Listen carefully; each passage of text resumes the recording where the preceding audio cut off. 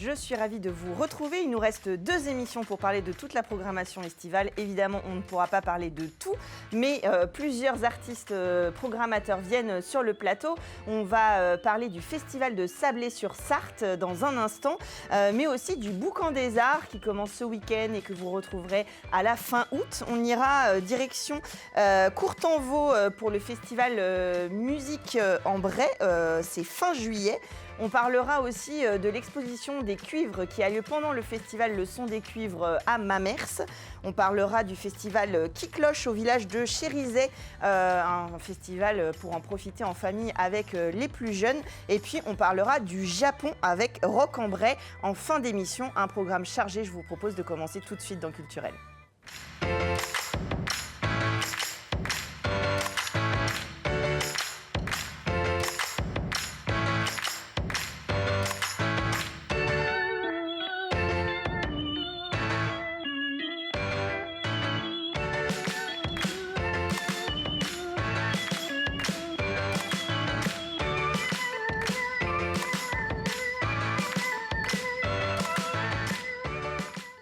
On en parlera dans un instant. Le Boucan des Arts à Lavaré, ça commence ce week-end. Olivier Drone, bonsoir. Bonsoir. On en parlera dans un instant, mais avant, je me tourne vers Laure Baer, directrice artistique du Festival de Sablé, qui aura lieu fin août, du 21 au 24 août. C'est le retour, c'est la combienième édition du Festival des Arts Baroques de Sablé? 46e édition. 46e édition déjà. Les arts baroques, pour ceux qui auraient raté les 45 autres éditions, de quoi on parle en fait? De quel style de musique on parle? On parle d'un style de musique qui a été composé de 1600 à 1750. Donc 150 ans de musique, de variété, de dynamisme, de feu d'artifice et d'émotion. Et c'est évidemment toutes ces énergies qu'on va retrouver au Festival de Sablé. Ce qui veut dire que cette musique qui a été écrite il y a des siècles, évidemment, elle est jouée, réinterprétée, peut-être des fois un petit peu remixée, enfin recomposée, je veux dire, par les artistes contemporains, bien sûr. Oui, tout à fait. L'identité de chaque artiste est importante dans une programmation. Ce sont des gens modernes. Il y a toutes les générations qui sont représentées. Et donc, forcément, ils insufflent, outre la technique ultra maîtrisée de l'instrument, évidemment, toutes les énergies, les réflexions contemporaines. Et en effet, des réarrangements, des nouveaux sons, des instruments oubliés qu'on remet au goût du jour. Et donc, c'est ce qui fait toute la magie, en effet, de la musique baroque. C'est qu'elle ne cesse d'être inventée, et la magie du spectacle vivant. C'est ça, parce qu'en fait, c'est relativement accessible finalement. On pourrait avoir des petits a priori là-dessus. Mais voilà, il y a des danses autour des airs baroques. Et comme vous le dites, le spectacle vivant, c'est l'occasion de redécouvrir certains instruments qu'on a le moins l'occasion de voir, mais ça touche assez large, on peut y aller en famille, il n'y a pas de problème, ça reste accessible. Oui, tout à fait. La programmation a été conçue dans ce sens. Le Festival de Sablé se veut accessible, tant aux gens qui connaissent et qui sont amateurs, et également aux gens qui veulent découvrir en famille. Il y a beaucoup de possibilités de venir ressentir ces émotions-là. Alors ça vient d'un peu partout, la première soirée, Carmina Latina, elle parle d'Amérique du Sud. Oui, on est tout à fait dans l'ambiance sud-américaine avec Capella Mediterranea, un des plus grands ensembles de musique baroque actuelle, Leonardo García Alarcón. Ils sont les parrains du Festival de Sablé et ils vont nous plonger dans l'Amérique du Sud avec cette spiritualité qui est le thème de cette édition et mélanger la musique spirituelle et la musique profane comme ils le font si bien. Donc c'est vraiment une soirée festive, émouvante, et on va découvrir en fait cette musique qu'on connaît très peu. Oui, c'est ça. Alors c'est en plus une autre culture là, puisqu'on fait appel à l'Amérique du Sud, donc c'est le baroque, et puis il y a aussi l'accent d'ailleurs. Voilà, tout à fait. On va découvrir justement la musique baroque d'Amérique du Sud, Espagne, etc., et Argentine, et donc on va le mêler justement à la musique profane que les gens chantaient, et donc ça c'est important justement de connecter cette musique baroque à aussi cette musique populaire. C'est ça. Alors, il y a évidemment toute une programmation du 21 au 24 août. Alors, moi, j'ai repéré un truc assez original dans votre teaser. Il y a un musicien qui joue du violoncelle d'épaule.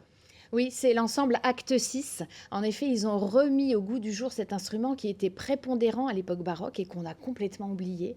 Donc c'est vraiment à venir découvrir parce que c'est une nouvelle sonorité qu'on Oui, découvre. et puis c'est étrange parce qu'au début, je me suis dit, mais c'est quoi? Il Il a tient une, voilà, il il a a une une bandoulière. bandoulière Ouais. et on est vraiment entre le son de l'alto, du violon et du violoncelle. Mais évidemment, c'est une texture toute particulière avec des œuvres de Vivaldi et Marcello. Marcello qui était un grand compositeur très connu à cette époque, qui était un peu concurrent de Vivaldi.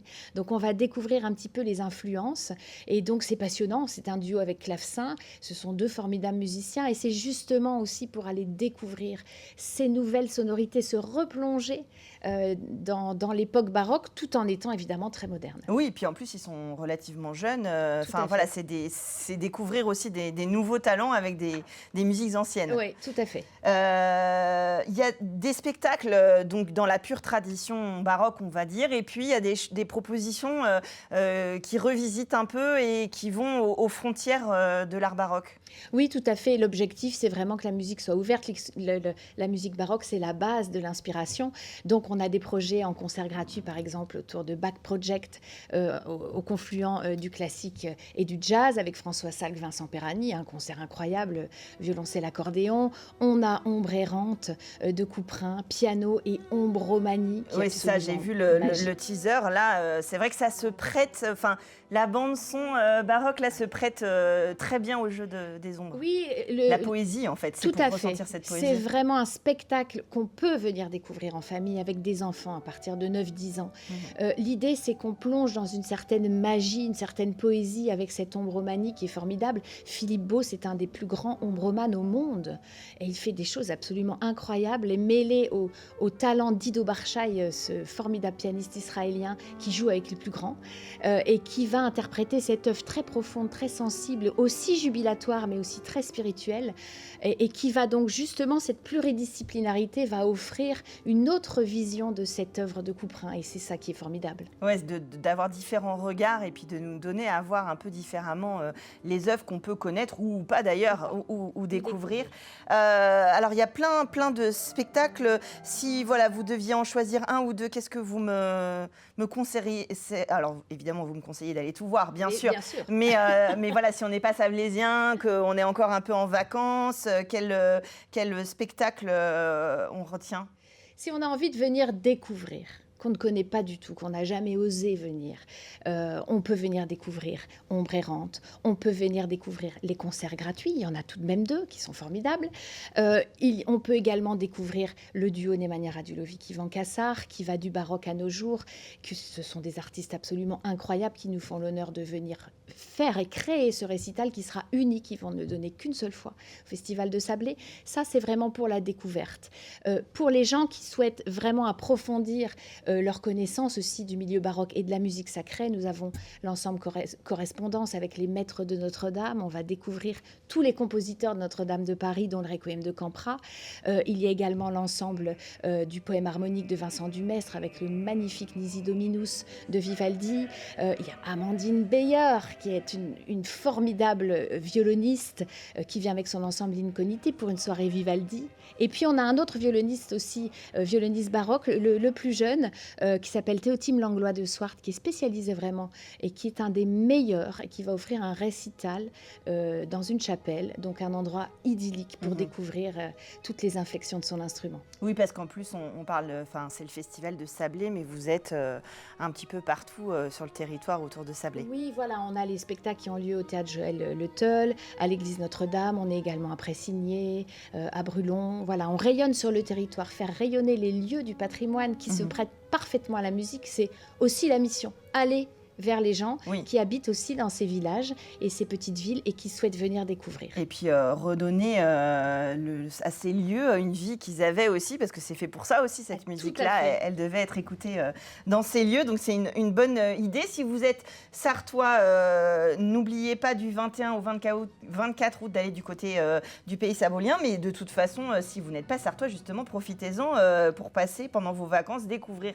notre jolie Sarthe et puis toute cette programmation programmation. On retrouve de toute façon sur le site de l'Entracte le Festival de Sablé, l'ensemble de la programmation. Et puis on peut prendre ses places parce que c'est un festival réputé et connu, donc il y a déjà des choses qui s'envolent. Oui, voilà, c'est ça. Alors, ce sont des grands espaces qui accueillent les concerts, donc il y aura toujours quelques places au dernier moment. Mais en effet, si on veut être sûr, il vaut mieux prendre sa place. Et puis, le site est fait aussi de telle sorte qu'on peut aller découvrir soit les artistes, soit le programme et pouvoir se projeter. Ça, c'est très important. De voir maintenant, on a la chance d'avoir pas mal d'extraits vidéo pour se rendre un petit peu compte de ce qu'on va écouter.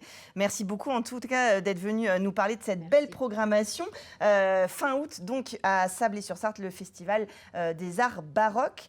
Le Boucan des Arts, alors c'est une autre expression artistique.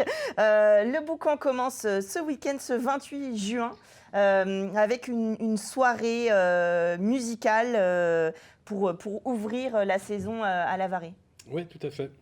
Nos activités estivales s'étalent maintenant au-delà du mois d'août qu'on avait historiquement, mais en début de saison d'été, et dans des lieux partenaires qui rayonnent maintenant sur l'Est sartois principalement. Et on fait l'ouverture de cette saison à La Varée, qui est notre berceau d'activité depuis maintenant 10 ans, 10e édition cette année. Et c'est une soirée musicale pour tous les publics. Alors oui, et puis vous avez fait vraiment un melting pot aussi dans la programmation. On commence avec de la musique indienne, où alors j'ai découvert des instruments, hein, la flûte carnatique, alors je ne sais pas comment on prononce le mridam. Voilà, bien sûr. Des artistes qui viennent nous faire découvrir cette musique venue d'ailleurs aussi. Ouais, eux arrivent d'Inde, ils font une petite tournée en France. La Varée, on est en lien avec leur équipe depuis déjà 1 an. Et dans le cadre de nos rencontres musique, ça rejoint aussi cette itinérance, aller auprès des publics. On commence à La Varée, mais la semaine d'après, on en parlera, on démarre la tournée sur les territoires. Jusqu'au mois d'octobre, on a 5-6 dates qui vont se tenir.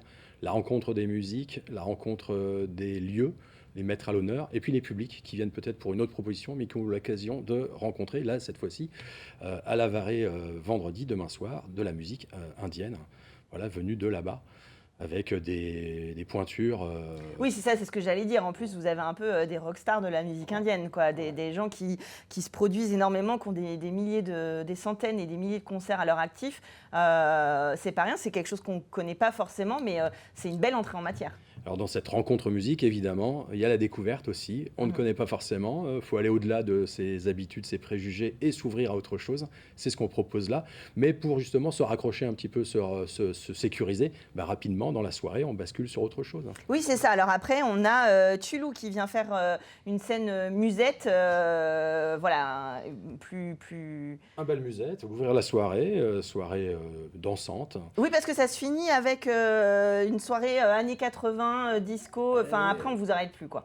Grand écart, voilà. Dans nos rencontres musique, il nous arrive aussi de faire de la musique baroque, faire rencontrer des musiciens jazz ou praticiens de lutte, de viol de gambe, etc. Et ils jouent ensemble après avoir fait des sets solos. Donc là, les musiciens qui nous arrivent vont aussi se prêter à ce jeu, faire découvrir l'instrument et toutes ses possibilités pour ensuite jouer ensemble.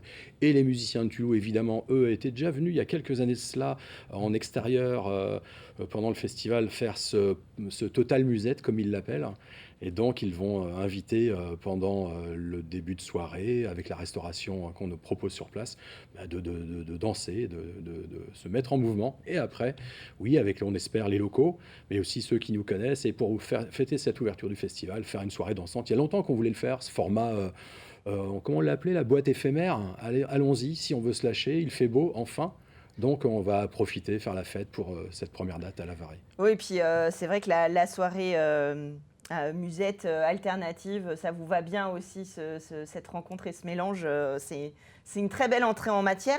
Alors ça continue après, vous êtes déjà à Tuffet, il y a les expositions hors les murs. Ça a démarré à Tuffet depuis le 21 avec Didier Hoft, un artiste local qui ne se produit que trop peu. Donc il était heureux que l'abbaye de Tuffet lui propose cette expo. Avec le Boucan des Arts, on est en coopération, on propose de la programmation. C'était le cas en début de saison avec l'Artothèque. On y y retournera en octobre. Mais avant cela, après Didier Hoft, il y aura aussi un des artistes du réseau du Boucan des Arts et de notre Artothèque, une expo de Jacques Fouquet qui sera dans la continuité après août. Là, il y aura 20 septembre, 20 octobre, Jacques Fouquet, peinture. Là, c'est de la céramique à tuffer. Mais rapidement aussi vont s'ouvrir d'autres lieux.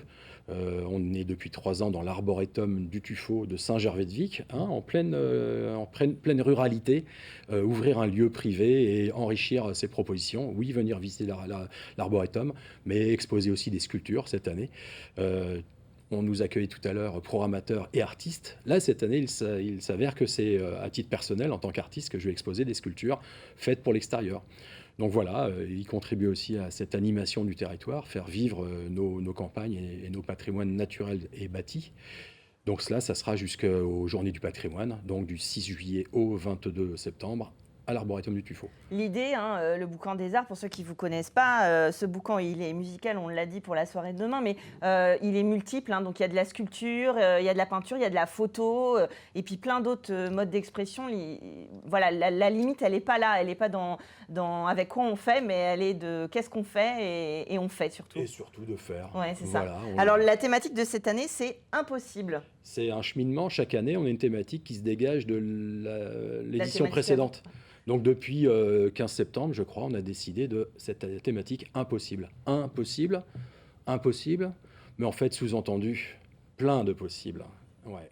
Et ça vient de manière un peu poétique, on est un collectif. Alors, mais je trouve que ça marche super bien, le visuel de cette année. En plus, une boule de pétanque en sable avec le mot impossible intégré dedans. Il y a vraiment beaucoup d'humour, beaucoup de légèreté, beaucoup d'invitations aussi à faire ensemble dans votre projet. On y revient, être dans l'action ensemble, l'action intime, individuelle, mais mise au collectif. On a d'ailleurs, ça c'est un extrait de notre marque de visite. Nous, notre marque de visite, c'est une petite boule de terre marquée le Boucan des Arts. Eh bien là, celle-ci, elle est plus grosse, elle est mise en scène. C'est fait par les bénévoles, on se réunit, on fait des ateliers. Puis après, on va proposer aussi au public de faire. C'est ça. Alors, pour justement continuer, du 31 août au 1er septembre, vous faites les 24 heures des arts, c'est-à-dire 24 heures consacrées à la création, où on peut venir faire avec vous à la Varée. Là aussi, partager, s'ouvrir, entre artistes, se connecter, on se connaît, mais se rencontrer là aussi, partager des pratiques, et bien évidemment avec les publics, qu'ils soient invités à faire des ateliers, improviser comme cela, ou des démonstrations, y assister et comprendre, partager. Donc ça, c'est pour l'ouverture des expositions à la Varée. On a réduit un petit peu, quoique cette année, depuis le 31, on le disait, août, mais non pas au 15 septembre, mais on va prolonger à la demande de la collectivité locale. La mairie nous dit, tiens, les Journées du patrimoine, autant laisser habiter des œuvres, le prieuré du XVe siècle et l'église Saint-Pierre de la Varée, monument historique du XIe. Oui, donc les œuvres vont rester jusqu'au 22. Voilà. 22. Vous viendrez nous en reparler. 24 heures des arts, on est artiste ou on ne l'est pas, on est amateur, on est professionnel, on peut vous rejoindre, on peut venir travailler. C'est un temps de création collective et bénévole. Ouais. Quand on dit on peut, on va certainement rien interdire. Donc la bonne volonté, c'est une personne qui veut s'y essayer. On a eu des habitantes qui disaient tiens, je fais un peu de peinture, mais ils ont passé le week-end avec nous. Ouais. Et ils se sont exposés, ils ont pratiqué, ils ont partagé avec des publics. Et il y a des artistes professionnels, évidemment, qui, eux, sont là pour partager leur savoir-faire. Mais avant tout, c'est partager des savoir-être. Oui, c'est ça. Oui, c'est aussi passer du temps ensemble, pique-niquer, aller au-delà de juste découvrir le travail de l'autre et avoir un avis là-dessus, mais plutôt de partager l'action, encore une fois. Se laisser ce temps d'être ensemble et de s'ouvrir soi-même à des possibles. Ça rejoint la thématique. En effet, une sensibilité qu'on va ouvrir à l'autre et en réciprocité, l'autre va lui-même ressentir et donc partager sa propre sensibilité. On fait par exemple des fresques, est-ce que ça sera le cas cette année? Mais on se retrouve un artiste qui initie cela et puis il y a une quinzaine de personnes pendant le week-end qui participent à cette fresque. Oui, l'idée c'est du collectif aussi. Ouais. Des individus au service du collectif. Impossible en tout cas, ça ne l'est pas, c'est à La Varée. Le 28 juin, donc vous allez passer la soirée pour découvrir des musiques et finir en dansant, ou l'inverse. Et puis on vous retrouve tout l'été, on va évidemment sur le site leboucandesarts.etruc.com pour voir toute la programmation. Voilà, c'est simple. Merci beaucoup à tous les deux d'être venus nous parler de votre belle programmation.